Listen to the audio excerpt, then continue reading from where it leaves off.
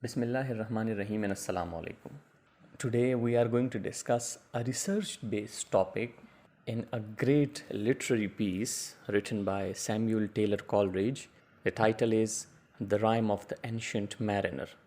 Now what we are discussing today is another dimension, it has been analyzed by so many writers, so many researchers, so many analysts. But what I feel is that this dimension or this angle has not been discussed much. And this is the colonial transgression. मेरा ख़याल जहाँ तक है वो ये है कि इसको पोस्ट कलोनियल एंगल से भी डिस्कस किया जा चुका है. इसमें कलोनियल पर्सपेक्टिव्स भी हैं. इस पोएम में आपको बहुत सारे डायमेंशंस ऐसे मिलेंगे जो कि कहीं ना कहीं किसी न किसी ने डिस्कस किए हैं या कहीं ना कहीं किसी न किसी ने इनको थोड़ा बहुत नुमाया किया है. Now what is colonial transgression?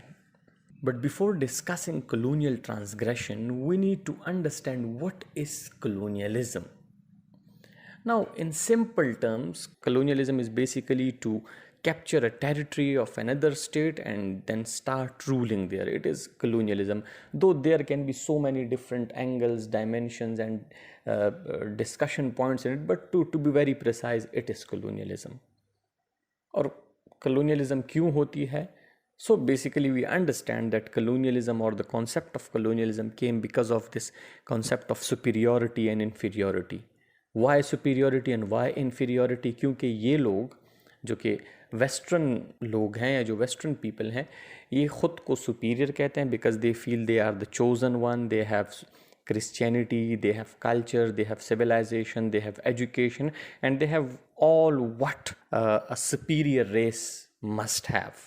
जबकि इनके मुकाबले में the eastern people, the Arabic people, or the people belonging to different parts of Asia and Africa and the Caribbean region, they are considered others. They are considered inferiors. Why? Because they do not have the Westerners think that those people do not have a culture, civilization, they are primitive, and there are so many other stereotypes which Edward Said has discussed in his book. Now coming towards the main topic of our discussion, that is colonial transgression. चूंकि ये superiority और inferiority का concept इनमें आता है तो बाद में तो जाके इन्होंने फिर means later part of 19th century और 20th century या basically in 20th century इन्होंने फिर ये चीज़ें डिस्कस की कि चले अगर हमने इन लोगों पर रूल करना है तो फिर इनको उनकी लैंग्वेज और उनके कल्चर से दूर ले जाने के लिए हमने इनके साथ मिक्सिंग करनी है. But before that means when colonial और colonialism era had just started, इनका ख्याल ये था कि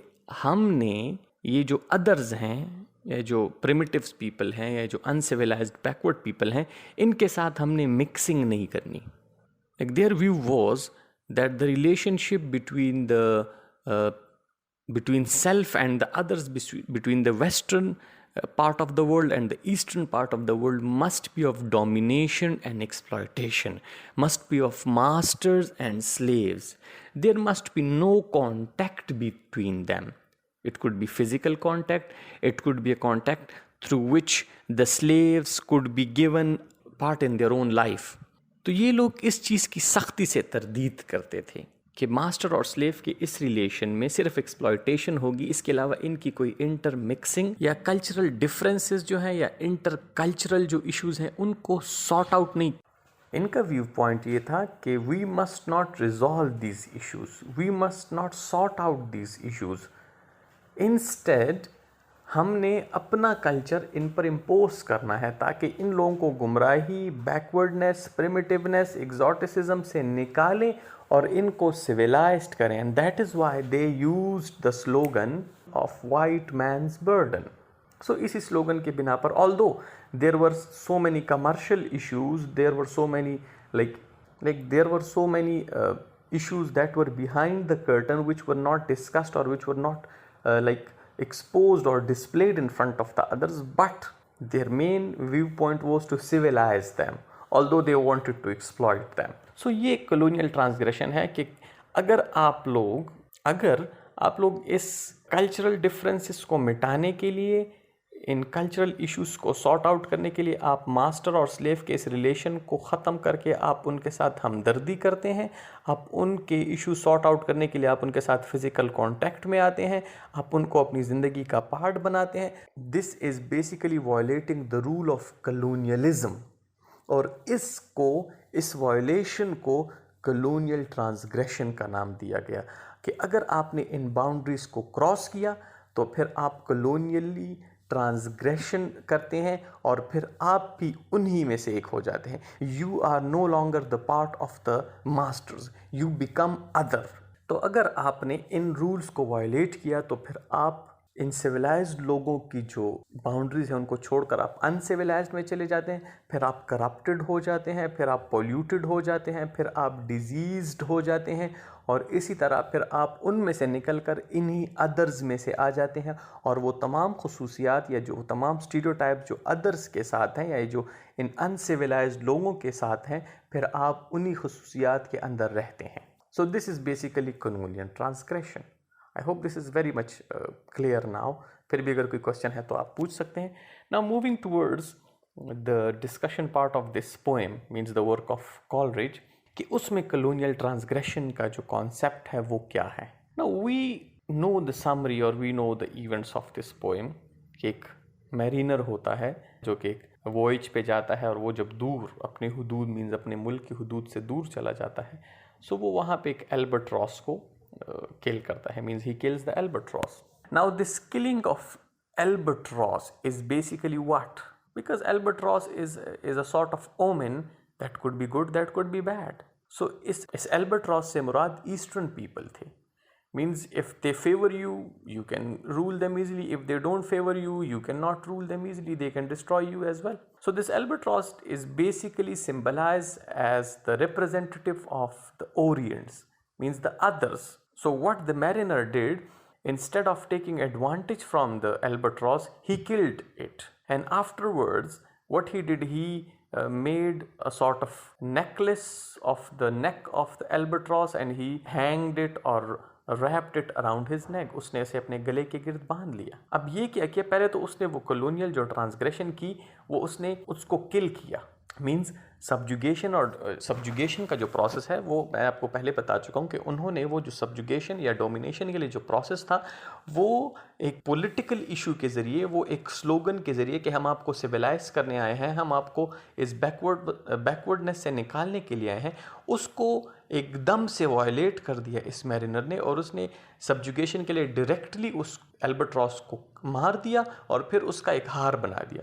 तो ये उसने उन बाउंड्रीज़ को वायलेट किया और अब जब वायलेट किया तो इसके फिर रिपरकशंस होंगे और वो रिपरकशंस क्या थे कि अब इसने जो ये खसूसियत, ये मारने वाली खसूसियत जो थी, ये जो प्रिमिटिवनेस थी, ये जो किलिंग थी, ये खसूसियत वेस्टर्नर्स की नहीं है. ये इनके मुताबिक ये वाली खसूसियत ये ईस्टर्न या अदर्स की है. तो इसने उनकी खसूसियत अपनाई, इसलिए ये मैरिनर अब वेस्टर्न पीपल के उस ग्रुप या उन बाउंड्री से निकलकर ईस्टर्नर हो गया है. और now what is going to happen? Now he has become the part of the others and this would plague him for his life and the repercussions would not only be for him but for the crew as well. और वो एक बीमार हो गया है क्योंकि इनके मुताबिक वो लोग मीन्स द ईस्टर्न पीपल जो है वो बीमार लोग हैं. Now afterwards what he sees, उसके बाद फिर एक skeleton का ship आता है and he is very much attracted by the white woman on that skeleton ship. Again what he does, he again violates the rules of colonialism और वो जाके in contact हो जाता है with that white woman. And now what he does, पहले उसने एक खसूसियत अपनाई, primitiveness. Now the second, why? Because he has taken interest in that white woman and now he has become an exotic other. ये दूसरी खसूसियत भी उसने अपनाई और जब ये वाली खसूसियत भी अपनाता है तो फिर उसके बाद लाइन नंबर 152 में he says that I bit my arm and sucked my blood. अब वो अपना खून पीना शुरू कर दे क्योंकि पानी नहीं होता पीने के लिए तो अपना खून पीता है. एंड लुक अगेन, राइटर जो है वो आपको ये बताना चाह रहा है कि ये ब्लड पीना, ये जो एक अनएथिकल सा एक्ट है, ये एक्ट भी वेस्टर्नर्स में नहीं है, बल्कि ये भी ईस्टर्न अदर्स में है.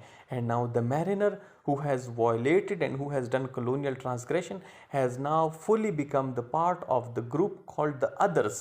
Now he is no longer a civilized man, he is no longer an ethical man, he is no longer a person belonging to a great civilization. Rather, he has become the part of an unethical, uncivilized and primitive civilization. इससे क्या होता है? उसके race में mixing हो गई है. Now he is basically belonging to the western part, but the characteristics are from the eastern part. So this is basically colonial mixing. This is a mixing of race.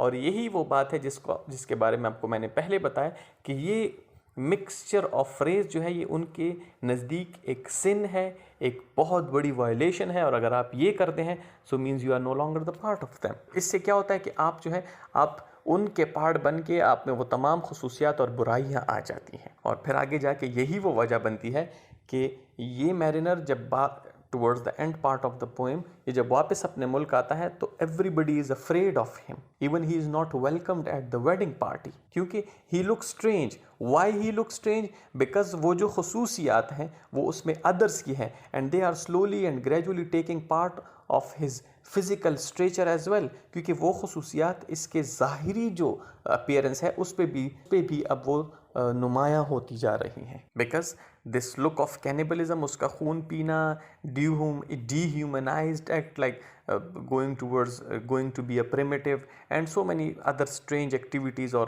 stereotypes that are being labeled with the others are now the part and parcel of the personality of the mariner. That is why he is now a part of this group. और इसीलिए the normal people, the stable people, they don't enjoy his company. Rather एक hermit जो कि दूर कहीं पहाड़ों में रहता है, he enjoys the company of mariner.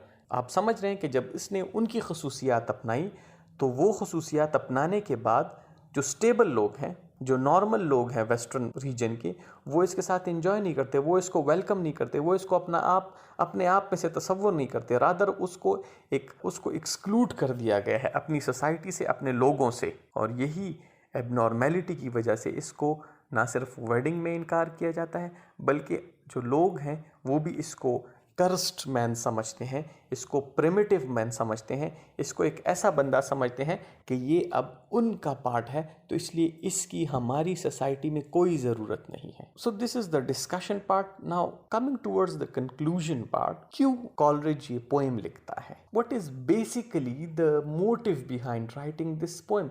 What actually he wants to convey to the people? So this poem is a part of strategy of colonial perspectives जिसके ज़रिए we understand Coleridge अपने audience को ये बताना चाहता है कि the others, the people who belong to the eastern part are plagued people, are people full of diseases, are contaminated people, are primitive people, are exotic people, and they are the people who could not be mingled with, who could not be mixed with, who are not the part and parcel of a culture because they do not have any civilization. So he's trying to tell his audience that if you want to mix with them, if you want to get into contact with them, if you want to go and want to discover them, you would become a part of them and then you would no longer be a part of the western civilization, western culture और आप भी उनकी तरह ignorant, जाहिल और जंगली और वहशी बन जाएंगे. So this is the crux of this question. I hope everything is clear. फिर भी अगर कोई क्वेश्चन हो तो आप इसको कमेंट बॉक्स में लिखिएगा. I will try to answer them. तब तक अपना बहुत सारा ख्याल रखिएगा. टेक केयर एंड अल्लाह हाफिज़.